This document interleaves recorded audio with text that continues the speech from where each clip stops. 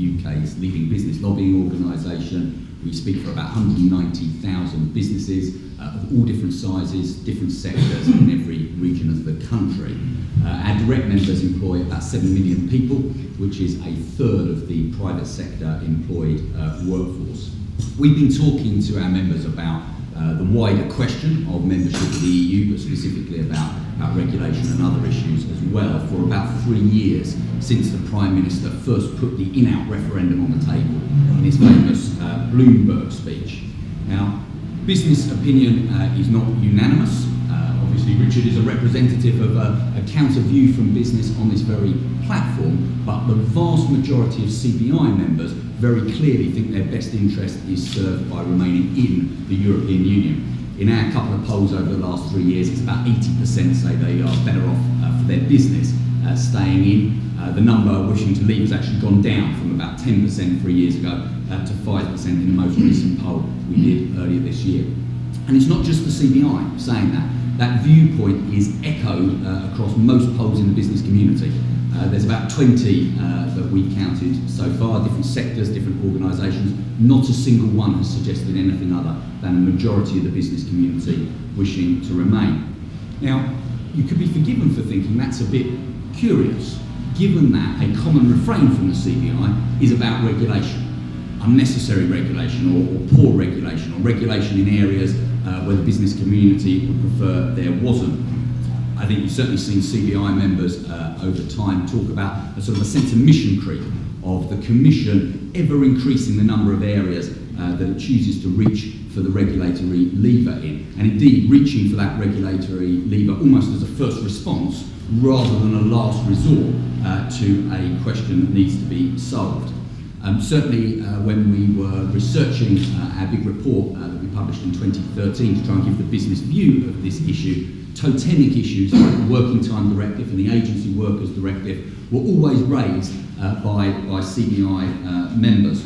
And there are also some sector-specific issues. One that comes up a lot for us in our chemicals industries members is the REACH Directive. Not because the aims of that directive are not laudable, but rather because of the particular formulation of that directive makes it more difficult, particularly for small businesses. More recently, we've been battling over the IOP proposals, and coming down the track in the very near future, they were touched on by Alison in her preamble, a number of impact assessments on aspects of the digital single market, which again, we think there will be quite a lot of lobbying required by the CBI to get the balance right between the consumer interest, but also incentives for business to invest. So there are lots of reasons why CBI members sort of moan.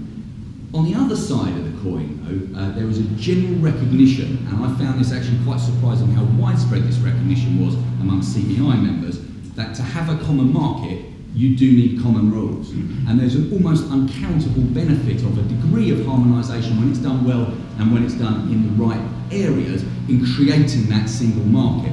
And interestingly, that was particularly fed back to us by small members of the CBI, members who perhaps don't have the resources to have a large sort of admin or compliance department, who are going to find it much, much easier to export, particularly for the first time when they're exporting into a market with identical or at least near identical rules. Second issue that got raised is the cost of regulation. You'll see a number of studies that try and add up the cost of regulation. Open Europe published a study a few years back that looked at the 100 most costliest regulations. Indeed, Raoul is on your programme later today, and I'm sure we'll talk about this in more detail, but suggested those 100 was about £33 billion. But that methodology of simply adding up the costs of impact assessment is a deeply flawed methodology, and I'm not knocking Open Europe. Their own report sets out the limitations of that.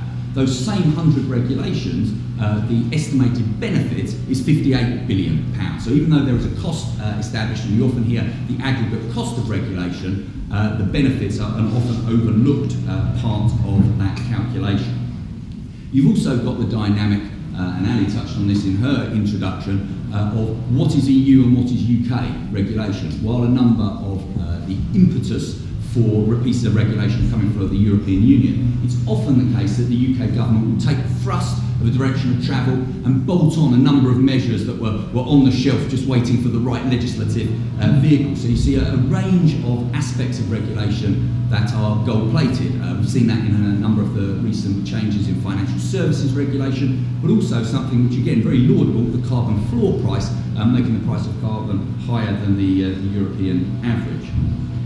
Also then our members look at the counterfactual. If we did leave the EU, what would actually happen to a lot of that regulation? And there's no real evidence that there would be the ability of a now free and independent UK government to have a bonfire of EU regulations. Again, the same Open Europe report suggests that perhaps 95% of those costly regulations, some equivalent, if not those very regulations, would still need to be enforced.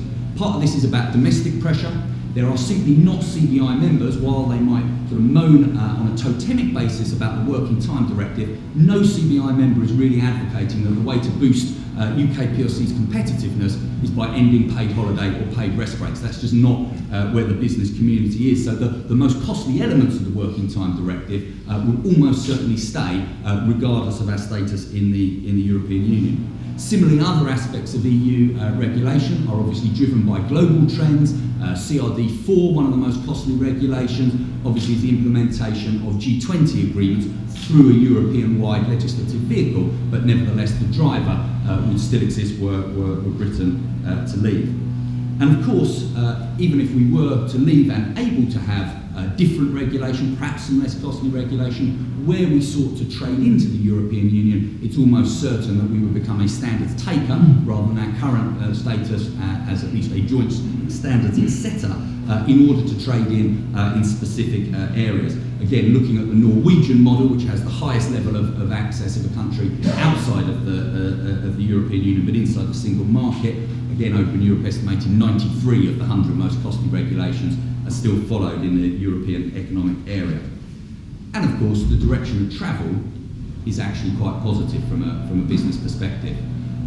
Since the advent of the Juncker Commission and Franz Timmermans as the first Vice President, his deregulation, better regulation agenda, genuinely people are starting to notice the reduction in the number of new initiatives in the second Barroso Commission, 314 in 2010, down to 23 in 2015. I use that just as one sort of symbolic number to illustrate a wider direction of travel in terms of improvements to impact assessments and so on that the business community has been long calling for.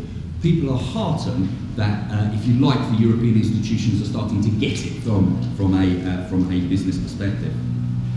So when you put all of that together, again, Alison said at the beginning that the cost-benefit analysis of regulation, actually, even taking it on its own, it's not as clear-cut as perhaps the debate and indeed the constant business lobbying to improve regulatory initiatives would suggest.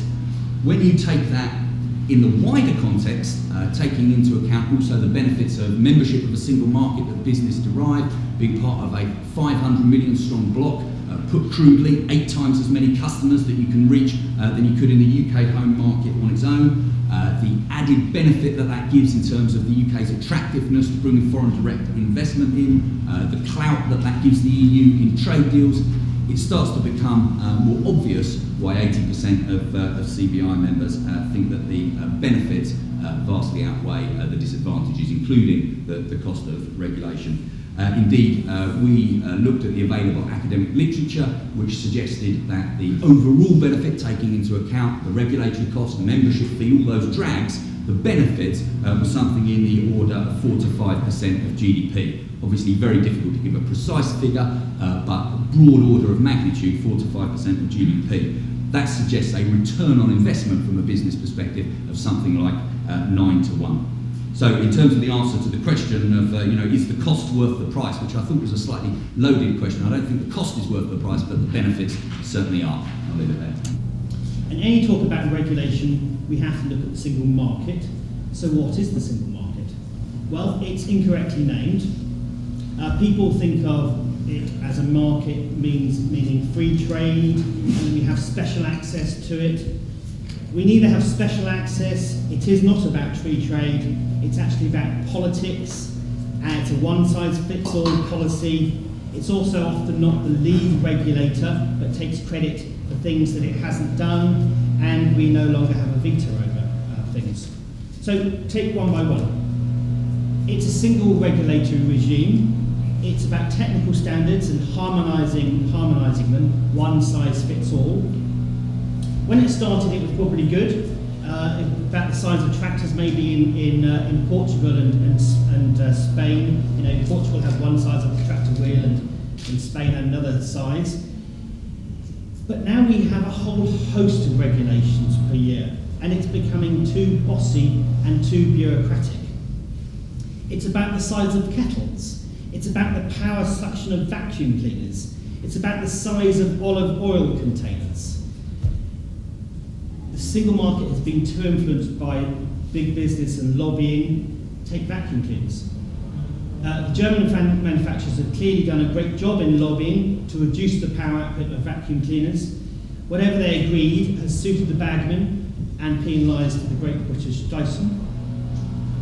But Britain cannot say no to regulations imposed by Brussels. It's given up its veto on such matters. Standards are often set not by the EU but by global bodies. There's a vast array of global bodies that exist to facilitate the creation of international standards and then adopted by the EU verbatim. For instance, the United Nations Environmental Programme, the International Organisation for Standardisation, even the OECD. Indeed, it was the OECD which took the initiative on lower mobile phone roaming charges across the world. Africa and China have recently dropped their mobile phone roaming charges. The EU has taken credit for reducing roaming charges, but actually, if anything, the EU has delayed the process. So there are a vast array of organisations which set standards.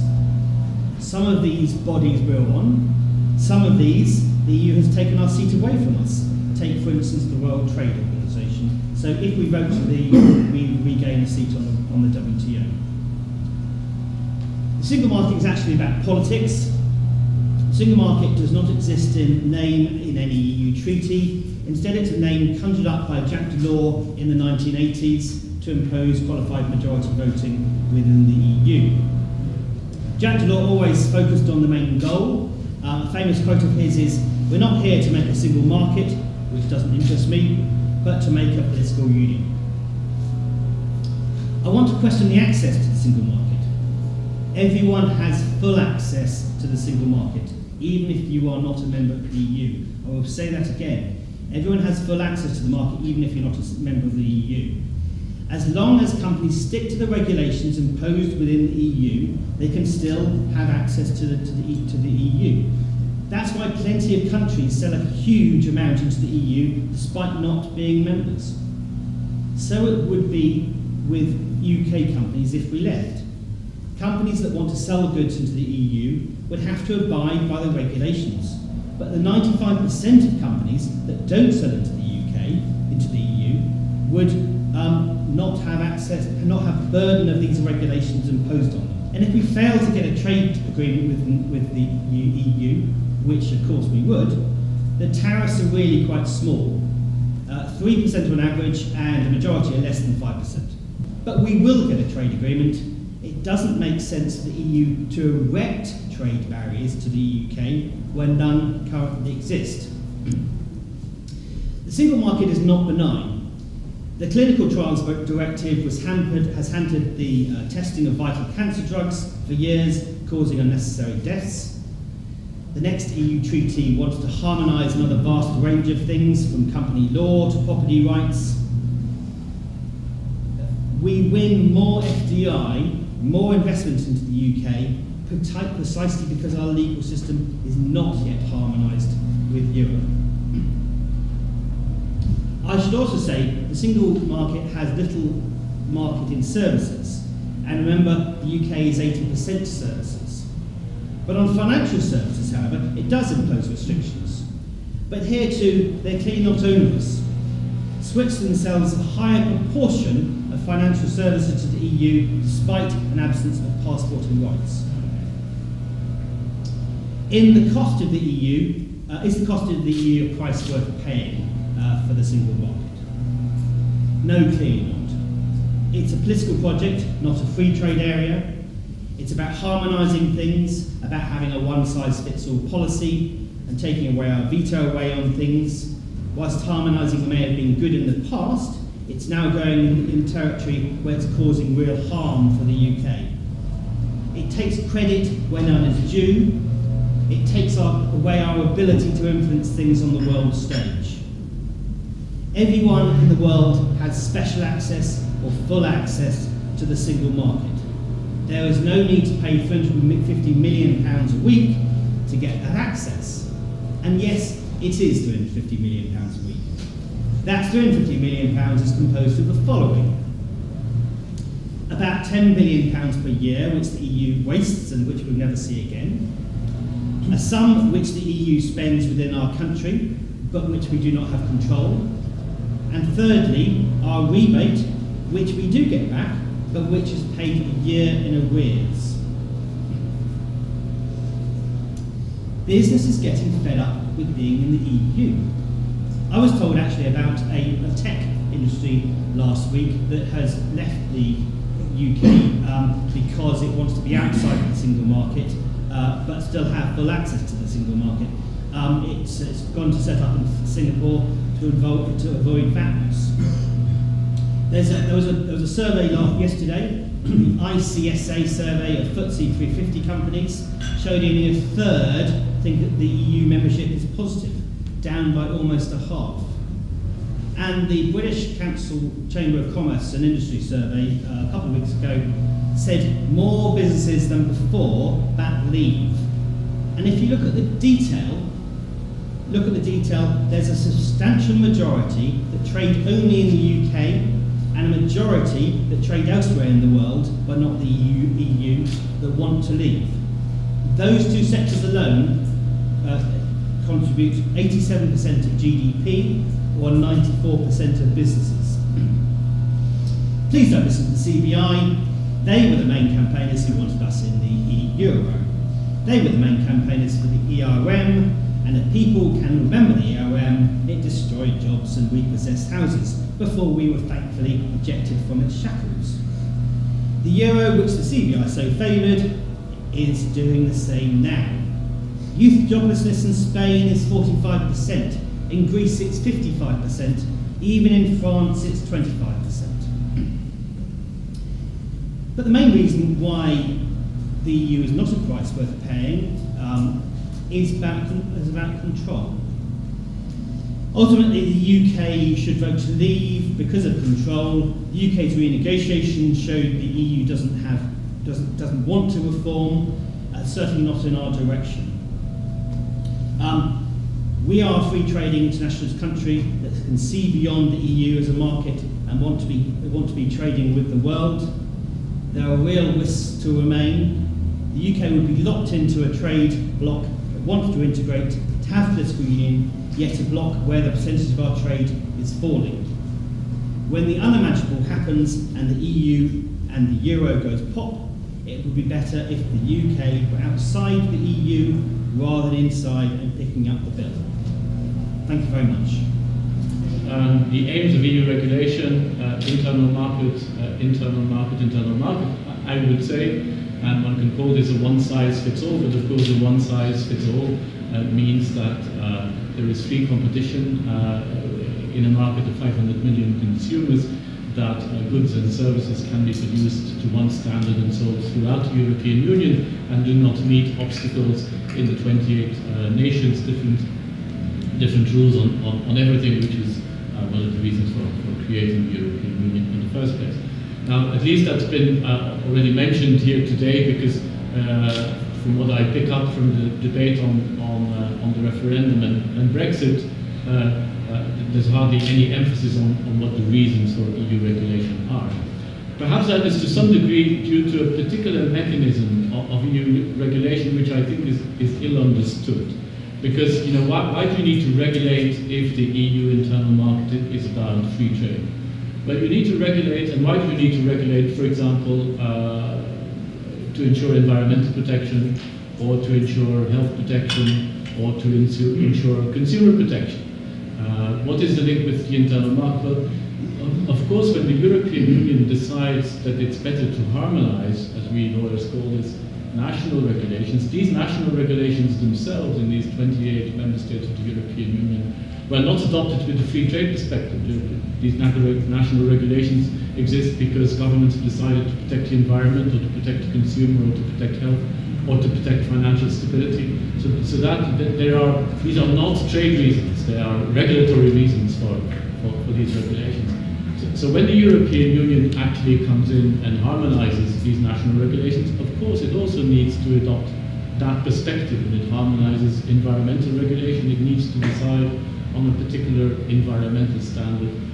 When it harmonizes health regulations, it needs to decide on a health standard. So I think that kind of creates an impression that the EU is about all kinds of regulation, which have nothing to do with free trade. But of course, the very purpose is to have, to some degree, I would certainly not say we've reached it in the single market, and the UK has, successive UK governments have always argued that the single market for services just isn't there yet. We haven't reached this one-size-fits-all, but to the extent that we have, of course, it allows for free trade. I mean, the only other option for the European Union would be to be completely deregulated. Of course, you could achieve a completely unified single free market by absolutely deregulating and removing all these national regulations. But I don't think our welfare societies in Europe, including the United Kingdom, would really accept that that is the direction of travel. And I have to say, as an academic teaching European Union law, which includes the internal market, at least in my field, the concern of my colleagues of the academic profession and the literature has rather been that the EU is too deregulatory, that it interferes with national levels of protection. And I'm quite taken aback by the debate here, looking at EU regulation as imposing costs which are excessive. My second point is that obviously these decisions on the appropriate level, the right level of regulation, are by nature political. They will be political within this country if it decides to leave the European Union, because people will have different views on what the right level of regulation is, and there are basically decisions about a balance between economic freedom and other concerns in society, for example, environmental protection or health protection, or whatever drives regulation. They are, by definition, the differences on what the right level of regulation is are even greater in a group of 28 nations. So I totally accept that people can have different views on whether the European Union over-regulates or under-regulates, whether it imposes excessive regulations or not, but it does seem to me that the overall prize which is reached of having a market to which all companies have access, it should not be left sight of. I mean, in that respect, of course, I completely take Richard's point that the EU internal market would not be closed off to UK businesses if they left the European Union. But what would be closed off is any influence on the adoption of these regulations by the European Union. And of course, people will again have different views on how effective the United Kingdom is, and we would need to have some major studies, which in a sense have been done, because we've had this balance of competences review a couple of years ago, on which broadly, in many sectors, decided that the sense seems to be that the balance was about right. But if I could just give one example which I think shows that the EU is not that much about one size fits all, and where the UK achieved quite significant victory. This is tobacco regulation. There's been a new directive on tobacco products adopted a couple of years ago, which has been recently challenged in courts, which is an internal market directive, but leaves a lot of room to individual member states to have different rules on tobacco products. In the United Kingdom, we're moving to plain packaging. Other member states of the European Union are not in favour of plain packaging. And this essentially means for tobacco that you will not really have an internal market. But this directive, and the UK negotiated very forcefully to be able to introduce plain packaging, allows for these kinds of derogations where member states choose to have try to further reduce smoking by introducing specific regulations. And the other element, of course, is that there is a lot of, in many member states, including here, a lot of gold plating going on. And actually, I'm not sure if the UK left the European Union, what the balance of regulation would be. Maybe the successive governments would then deregulate, but they would, of course, be faced with pressure in different directions as well. My third point is about what happens if the United Kingdom leaves the European Union. I mean, it is, of course, quite obvious that nothing will change to the EU regulations as such. So for any company which wants to export to the European market, they would have to produce their products in conformity with EU regulations. And I think that probably affects more companies than might be thought of, even small and medium-sized companies which do not directly produce, maybe suppliers to bigger companies which themselves service the European market and may effectively continue to be subject to EU regulations. So instead of being subject to EU regulations legally, many parts of business will continue to be subject to them as a matter of economic fact, and again without, of course, the opportunity to influence the adoption of those regulations. But I think there's even more to this, and one could even call this a little bit of a dark side of the European Union. I know some people think there are many dark sides, and I'm a bit more positive, and you might think it's a bright side. The EU is actually becoming a world regulator. And there's plenty of academic literature on that. A colleague of mine, Joanne Scott at UCL, who's written extensively about how EU regulation incorporates all kinds of mechanisms of what she calls extraterritorial extension. And the EU frames its regulations in such a way that in fact they apply outside its territory. And it's not just a colleague at UCL who's done research on that. Some academics in the US are working quite hard on this, and you may have heard about this concept in the US of the California effect, that the fact that the most stringent regulator, California in the US, that actually a lot of the regulation is adopted by business and industries, and therefore ratchets up the level also in other states. Well, there's Andrew Bradford at Columbia University has talked about the Brussels effect, which is of concern in the United States, in fact, for business, that EU regulation affects US companies which choose to basically produce to the European standard because it's the highest standards, and it allows you to trade all over the world. If I could just mention two examples of how the EU adopts these regulations which have some kind of extraterritorial effect. Airline emissions trading is in the context of its policies to fight climate change. The European Union is extending its emissions trading scheme to airlines, and this would apply to all flights in and out of the European Union and to the whole of those flights. So imagine the UK is outside the European Union, a large majority of the air transport business would still be subject to the emissions trading scheme of the EU. Or to mention another example, there's quite a famous judgment last year called Facebook or Schrems by the European Court of Justice, which is about data protection and transfer of data across borders, where the EU has directives which say that for data to be able to be transferred to other jurisdictions, those jurisdictions have to ensure a level of privacy and data protection equivalent to that of the European Union. And that this applies to Facebook and the United States, and there have been very difficult negotiations with the United States on that, because it could massively affect business between the United States and Europe. But none of this, of course, will go away with the Brexit, I think. So those are my three main points. Thank you.